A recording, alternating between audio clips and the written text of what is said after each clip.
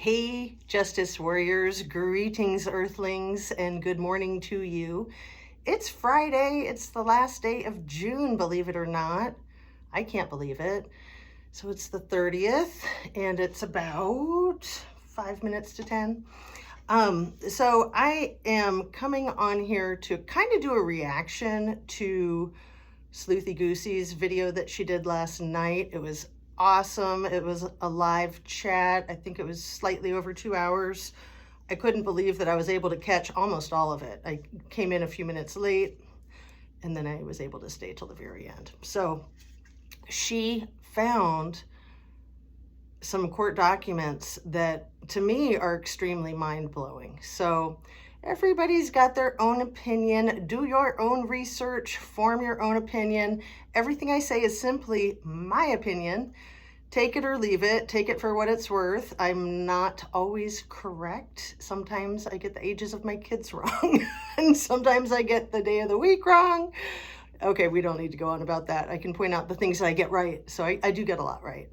And I don't fake stuff. So if I think I know something, I'll say, I think I know this. If I have receipts, I usually don't say I have receipts because I don't know, it's kind of cliche to me, but I'm not going to state something that I fully am committed to believing if I don't have actual receipts. That's just me. So I've got my own sleuthing, I've got my mods sleuthing, I've got family members that sleuth for me. I've got a lot of sleuthers, so it's not just me out here. But if I get something wrong, I will certainly cop to it. So I got attacked a little bit in the chat last night, and that's fine. But you know, people can be less rude. And to me, it felt like they were just, I don't know. I won't go into my analyzation of it because I can tend to overanalyze at times. Let me just ask you guys to share my video if you like it, subscribe to my channel if you haven't already, and please ring your notification bell if you like to know when a video is being dropped, and hit that thumbs up button if you would be so kind. It really helps the algorithm. So my video yesterday was like over 2,000 views by the time I went to sleep last night. I was very pleased with that. So thanks, you guys. Thank you, thank you. Let me just get right into it. So I don't agree with everything anybody says, including my husband, including my sister, including my mother when she was alive, rest her soul. It's just a human thing. You know, it's okay to have different opinions. I don't take it personally, and I certainly don't lose respect for somebody who has a different opinion than mine.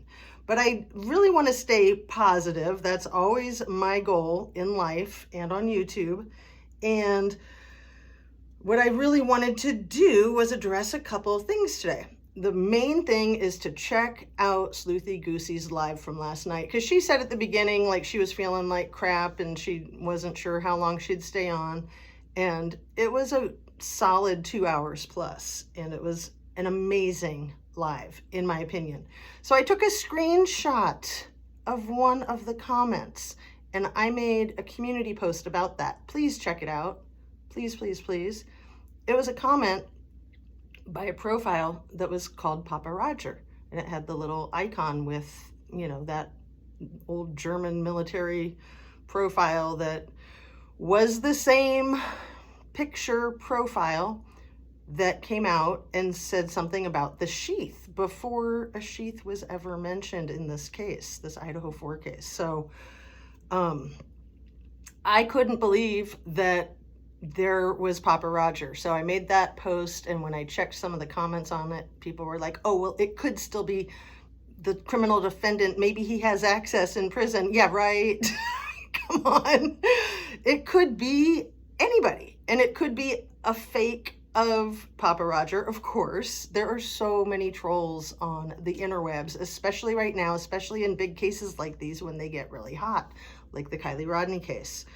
And then, you know, the last few days, I've heard about people whipping out their junk in their profile pictures or other tactics to get people's channels in trouble with YouTube. I remember when that was happening a lot in the Kylie Rodney case. So if that happens to you, just know that you can make your video private immediately. If you don't know how to do this, just get some tech support. But the first thing you want to do is shut it down, make your video private, and then edit that part out, and then you can put your video back up. I remember when Zav Girl had a double happen in one of her lives 6 months ago, more than that. And I was watching it, and then I'm like, where did it go? I was so confused because I wasn't that familiar with this whole process. And then it took her probably, I want to say like 3 or 4 days to get the live up as an unalive. But she did it because she's a professional. She knows what she's doing. And yeah, these people are insane. Anyway, these people, people. Where to begin? So at the beginning of the Idaho 4 case, the public is told that the lead detective, Corporal Brett Payne, had 2 years experience with that police department, Moscow PD, that he had never been a police officer prior, but he had military experience prior, and that he was 26 years old. We were told that the lead detective was 26 years old, but he was a corporal, okay? Corporal is just one rank above officer. He arrived to that crime scene 4 hours after the 911 call came in with a supervisor, a superior, Sergeant Blaker. So why it took them 4 hours, I've heard people say, oh, well, you know, they needed to go get cleaned up or whatever. I don't care. There's no excuse for taking 4 hours to a situation like that. And sure, people will say, well, you know, I had an experience where it took 5 hours for somebody to show up. Not okay in this situation. Absolutely not okay. So that was one of the big red flags right off the bat. There's so many, it's hard to keep up. And that's how gaslighters roll. They gaslight you every which way. So when you're trying to figure one thing out, there's 12 more things getting gaslit. So let's just stick with Brett Payne, okay? 26 years old. So I did some research, and some of my mods did some research, and we found that he owned a meat locker in Bonners Ferry, Idaho. I think it's about 30 minutes south of the Canadian border. And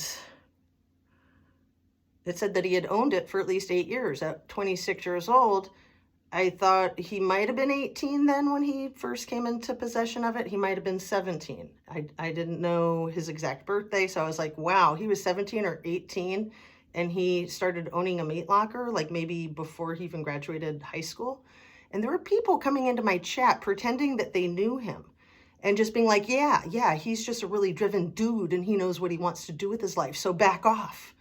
But they didn't mention, if they knew him, they didn't mention that he's actually 33 years old and that he would have been 25-ish when he came into possession of that meat locker.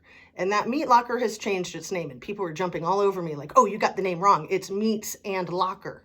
So again, I did some digging, and the name has changed like 6 times, and they're all very similar. Meats and Locker, Meat Locker.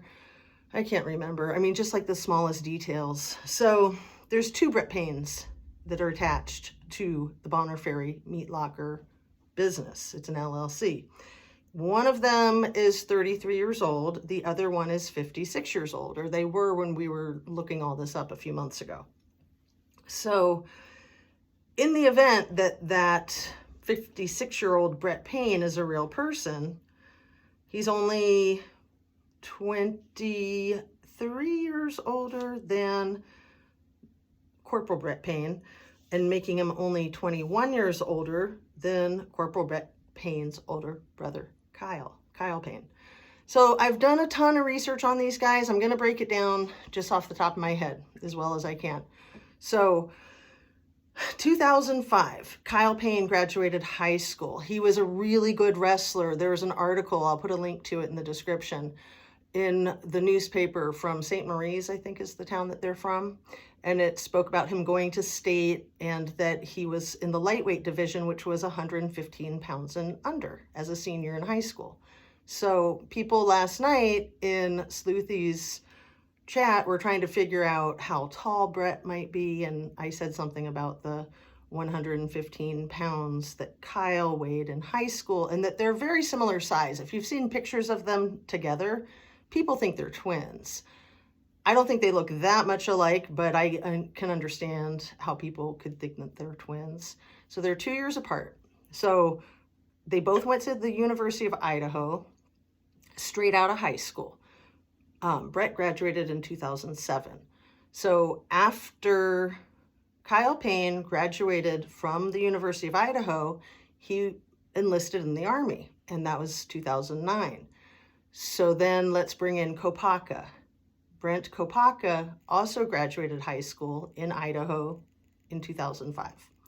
He went straight to the Army, and he served until 2009. So there was at least a month where those two overlapped in the military. That doesn't mean that they actually met each other there or that they knew each other or anything. But all three of these young men were paratroopers and basically did the same type of high-risk combat, getting into places that were extremely difficult to get into. So they're kind of like the Navy SEALs of the Army, right? Anyway, back to the whole story, as well as I can tell it in a nutshell. So Brett got a master's degree in something, I don't know what, but right after he finished his bachelor's degree. I don't know if it's criminology, I don't know if it's something in the justice system, but I think after he he would have been getting his master's degree while he was enlisted, because there's a picture of the two brothers graduating where they're both wearing their uniforms. So I think that is from Brett's master's degree graduation, and they're both in their military uniforms, and the one with more medals is the older brother, Kyle. So to my knowledge, he's still serving in the military. He's career military ever since he got his bachelor's degree.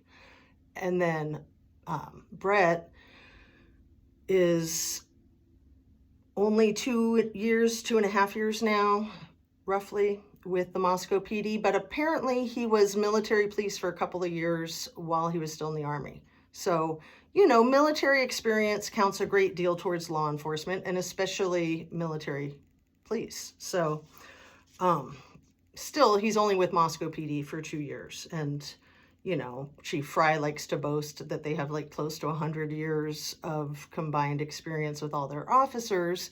So why wouldn't you use an officer with more years with Moscow PD that could get there a little bit quicker? Just my opinion, but who am I? Going back to the two Brett Paynes, 33 years old and 56 years old. I thought from the beginning that 56-year-old could be the same Brett Payne, just a different age, different middle initial. One of them was Brett C. Payne. I always get confused. I think that's the younger one. And then I can't remember, I don't have my notes in front of me, if the other one was like Brett A. Payne or M. Payne or whatever. If I find it, I'll put it in the description. Anyway, I'm happy to share my receipts with anybody privately. I don't want to dox anybody and put all this information out there. So if you email me at justiceatooz@gmail.com, I will try to get that to you as quickly as I can if you're interested. So let's see. One more thing that I wanted to add about that is that I deduced the 56-year-old Brett Payne is the 33-year-old Brett Payne's father. Like, I did the math and told you he would have been 23 when Brett was born and 21 when Kyle was born. He has an extensive rap sheet from crimes committed in Alaska.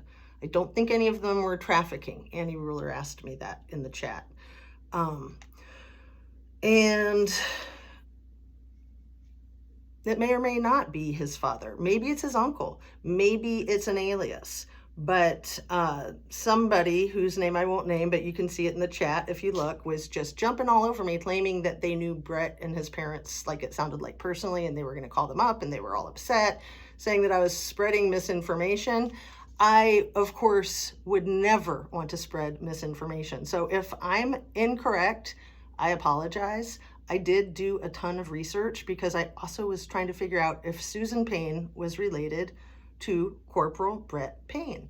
Suzan Payne is the one who bought the house right across the street from the Kobergers the day after the quadruple slaughter, and then sold it a few months later, I think in March, and I think she took a $4,000 loss. And I think she was one of 4 owners on the title, and that was Hard Truth who found that. And somebody once accused me of trying to steal thunder from Hard Truth, and I'm like, no, look at my stuff. I like refer to her all the time. I would never try to steal anybody's thunder, please. You can accuse me of that, but I will defend myself. So, you know, this whole like YouTube thing is not for the faint of heart. You can expect to be challenged. You can expect for people to attack you. You can expect for people to lie about you. And all you can do is hold your own. You know what you are, you know who you are. I would say don't ever misrepresent yourself and you'll do fine. So I do think that that kind of trolling ramps up when you're getting close to something important. So the trolls always give themselves away, and that's one of the ways they give themselves away is simply by trolling you. So I don't like to say things in my videos that are going to give these types any hints of how to operate more smoothly, so I'm just going to stop right there. Okay, so behind the scenes, you know, sleuthing is something that I did not understand a few years ago when I first got into sleuthing. And it's very fun, it's very addictive, and you never know what you're gonna find. So I encourage all of you to do your own sleuthing. Like Christina Randall says, do your own research. And again, email me if you'd like to see my receipts. I'm happy to provide you with them. So Justice, ATOOZ @gmail.com. So, you know, information is on a need-to-know basis, always, not just in the FBI, but everything in life, need-to-know basis. There's too much information out there to provide everybody with everything all the time. Come on. And then there were all these people, and I thought some of them well could have been trolls, trying to jump into Sleuthy's chat last night at the tail end when she was trying to go to sleep, saying, oh, what bomb kept me up? I missed everything. And, you know, that's fine, but you're just going to have to catch it on the replay. And I've already caught on the replay what I missed at the beginning. It's a really bombshell live. So I'm going to quickly delineate what that bombshell was, is that one of the officers for ISP, Idaho State Police, the officer, I believe, who took the knife sheath into evidence, is named in a lawsuit from August of 2022 that is big, bad, and ugly. So I'm not gonna try to give anybody half a chance to say I'm trying to steal Sleuthy's thunder, because I would never try to steal anyone's thunder, probably especially Sleuthy, because she's just too freaking sharp. Yeah, you don't mess with Sleuthy. I mean, I wouldn't mess with anybody, really. I mean, that's just not the kind of person I am. I try to play nice, but you know, when people get screwy, I'm not playing. I'll do what I need to do and just try to do damage control. So I am wrapping it up here. I'm already at 20 minutes. I know I did my thing where I said, please hit that like button if you'd be so kind. Please share the video, subscribe, and ring your notification bell. And if you missed it and you're like, wait, what was the bomb that Sleuthy dropped? Because people want it spoon-fed. It's not that easy. You're gonna have to watch the 2-hour live that Sleuthy did last night, even when she was feeling like crap. So for the trolls and the people that are against the truth coming out, you better watch out for Sleuthy when she's not feeling like crap, okay? I'm just saying. So what was the bombshell? I'm not going to name names, just the officer in the Idaho State Police, who I believe is the one who took that knife sheath into evidence. He was named in a bad way in a big lawsuit from August 2022. So I'm going to put Sleuthy's video in my description, and I'm also going to put that link to that lawsuit in my description, so you can do your own sleuthing. Thank you for watching. I appreciate you very much. I hope you have a great Friday afternoon. Get your sunshine and fresh air. Stay hydrated. Eat your protein, eat your vegetables, and just be kind to yourself, be kind to others, be forgiving of others, and especially be forgiving of yourself is what I always like to say, because I know we can be our own worst enemies. And yes, I did make the necklace that I'm wearing right now. I did not make the pendant. The pendant was purchased, but I made all the rest of it. I put all the rest of it together. So the earrings, I didn't make at all. They came like this, and they're just real simple, and I love them. And I sort of remade my hat. It said the Meadow Project, and so I took out a few letters, and it says the Me Do Project, because that's just how I roll. I like to mess with things and personalize them and make them my own. I won't go on about me or my problems because I don't like to burden other people with my problems. I seriously like to be grateful for the problems I have, because like yesterday I had a rough day too. And I was like, you know, if this is the biggest problem that I have, I'm one heck of a lucky individual. So, you know, I like to be grateful for the problems I have, and I like to always look at the glass as a vessel containing some liquid, rather than being the pessimist who says the glass is always half empty, or the optimist who says, oh no, the glass is always half full, you fool. I just like to try to be observant, objective, and don't miss the obvious. That's from my favoriteest movie in the world, Zero Effect. If you haven't seen it, check it out. It's cute. Anyway, I'm wrapping it right here. Thanks for watching. I'll see you on the next one. Sending you light, sending you love. Take a deep breath, and have a great weekend.